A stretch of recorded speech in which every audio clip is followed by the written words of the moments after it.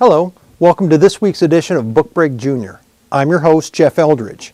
Each week, we'll continue our journey as we go cover to cover through some of the timeless classics that await you at the DeKalb Public Library.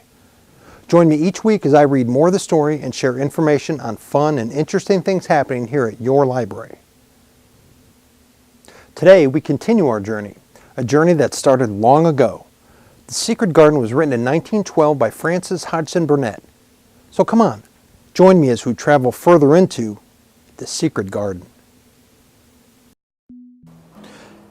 Chapter 17, A Tantrum.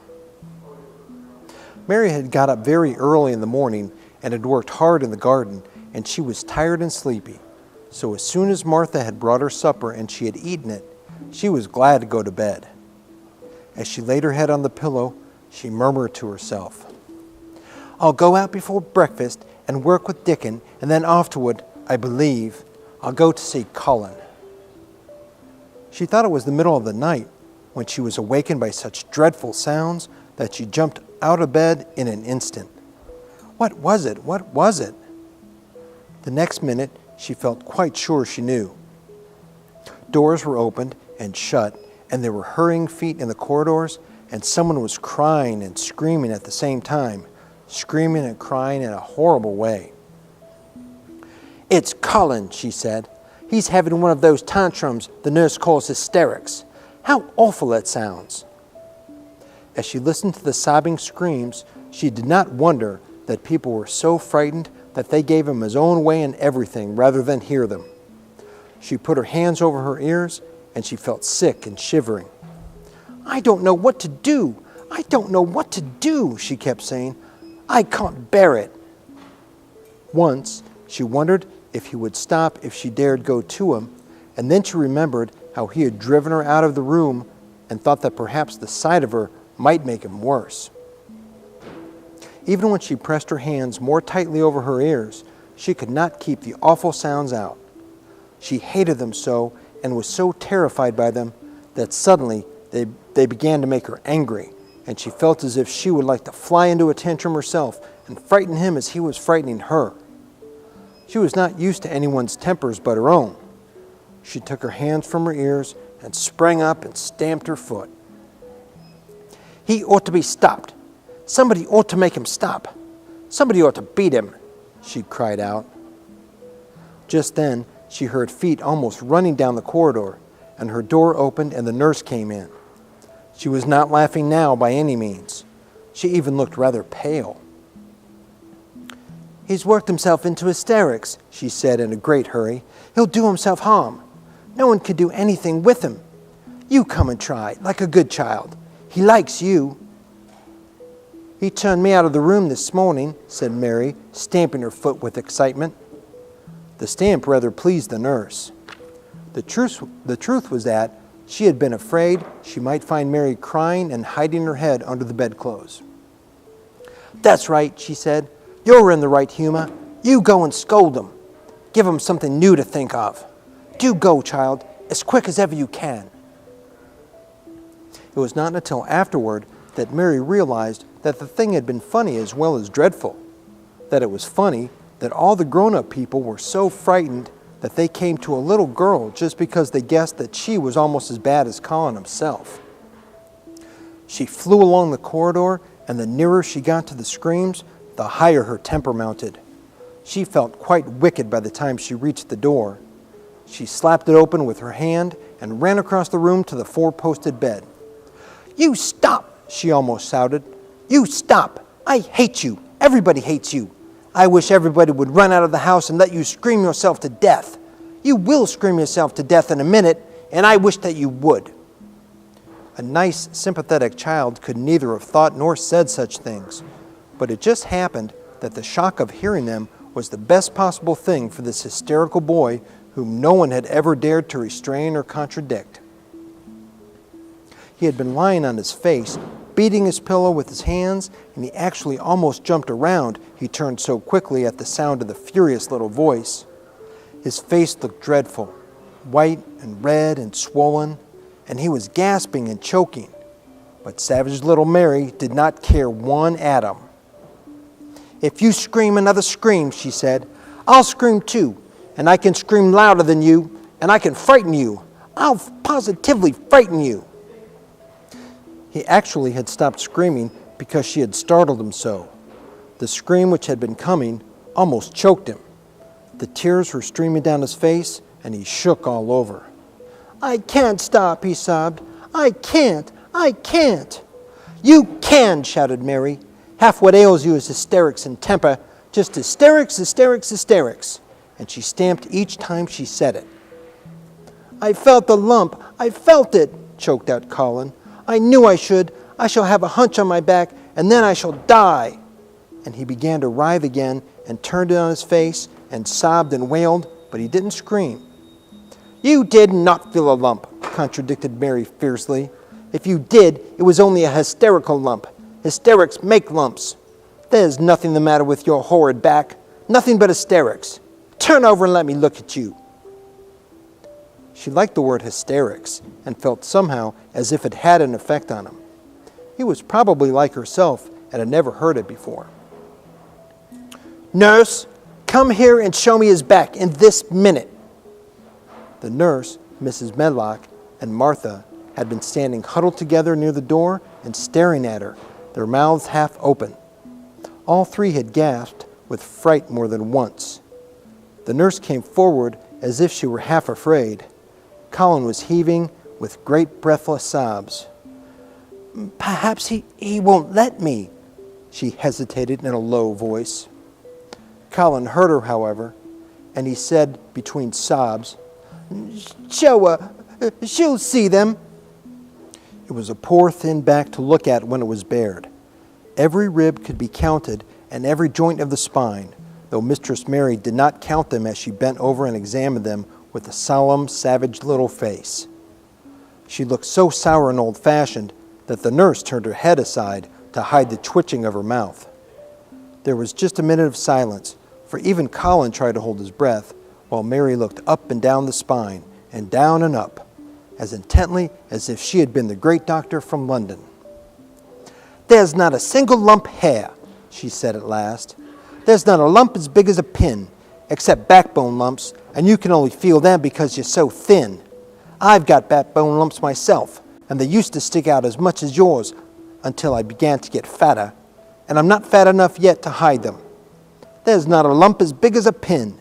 If you ever say there is again, I shall laugh." No one but Colin himself knew what effect those crossly spoken childish words had on him. If he had ever had anyone to talk to about his secret terrors, if he had ever dared to let himself ask questions, if he had had childish companions and had not lain on his back in the huge closed house, breathing an atmosphere heavy with the fears of people who were most of them ignorant and tired of him, he would have found out that most of his fright and illness was created by himself. But he had lain and thought of himself and his aches and weariness for hours and days and months and years.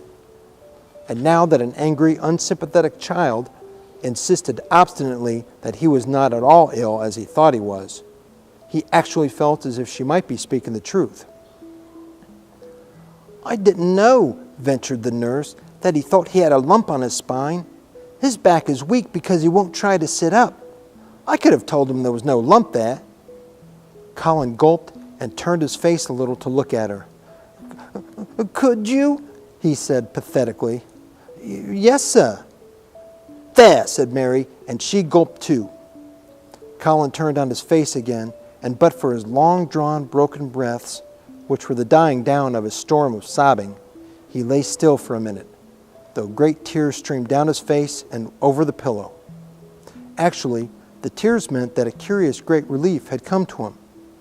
Presently, he turned and looked at the nurse again, and strangely enough, he was not like the Rajah at all as he spoke to her. Do you think I could live to grow up? The nurse was neither clever nor soft-hearted, but she could repeat some of the London doctor's words. You probably will if you'll do what you are told to do and not give way to your temper and stay out a great deal in the fresh air. Colin's tantrum had passed, and he was weak and worn out with crying, and this perhaps made him feel gentle. He put out his hand a little toward Mary, and I'm glad to say that her own tantrum having passed, she was softened too, and met him halfway with her hand, so that it was a sort of making up. I'll go out with you, Mary. I shan't hate fresh air if we can find... He remembered just in time to stop himself from saying, if we can find the secret garden, and he ended, I should like to go out with you if Dickon will come and push my chair. I do so want to see Dickon and the fox and the crow. The nurse remade the tumbled bed and shook and straightened the pillows. Then she made Colin a cup of beef tea and gave a cup to Mary, who really was very glad to get it after her excitement. Mrs. Medlock and Martha gladly slipped away, and after everything was neat and calm and in order, the nurse looked as if she would gladly slip away also. She was a healthy young woman who resented being robbed of her sleep, and she yawned quite openly as she looked at Mary, who had pushed her big footstool close to the four-posted bed and was holding Colin's hand. You must go back and get your sleep out. He'll drop off after a while, if he's not too upset. Then I'll lie down myself in the next room, said the nurse. Would you like me to sing you that song I learned from my ayah? Mary whispered to Colin. His hand pulled hers gently, and he turned his tired eyes on her appealingly. Oh, yes, he answered. It's such a soft song. I shall go to sleep in a minute. I will put him to sleep, Mary said to the yawning nurse. You can go if you like. Well, said the nurse, with an attempt at reluctance, if he doesn't go to sleep in half an hour, you must call me. Very well, answered Mary. The nurse was out of the room in a minute, and as soon as she was gone, Colin pulled Mary's hand again. I almost told, he said, but I stopped myself in time. I won't talk, and I'll go to sleep. But you said you had a whole lot of nice things to tell me. Do you think you found out anything at all about the way into the secret garden? Mary looked at his poor little tired face and swollen hands, and her heart relented. Yes, I think I have. And if you'll go to sleep, I'll tell you tomorrow. His hand quite trembled. Oh, Mary, if I could get into it, I think I should live to grow up.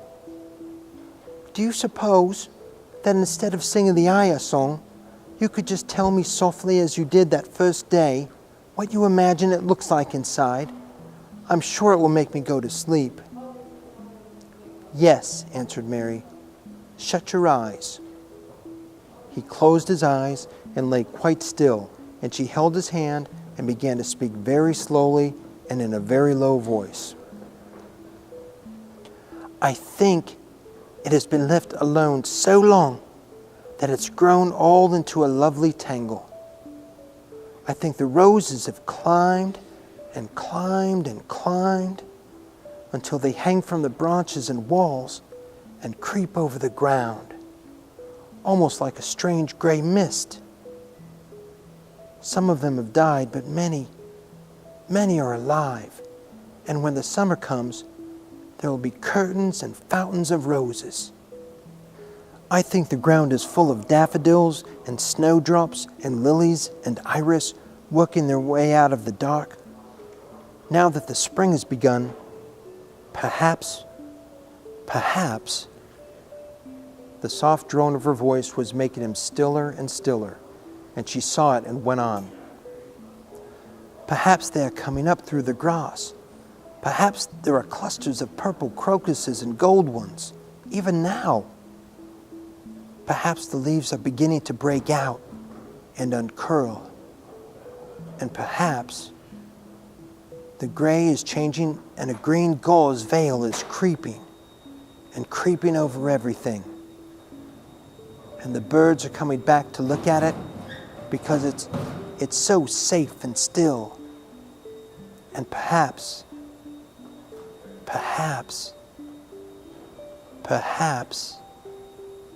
very softly and slowly indeed, the robin has found a mate and is building a nest. And Colin was asleep.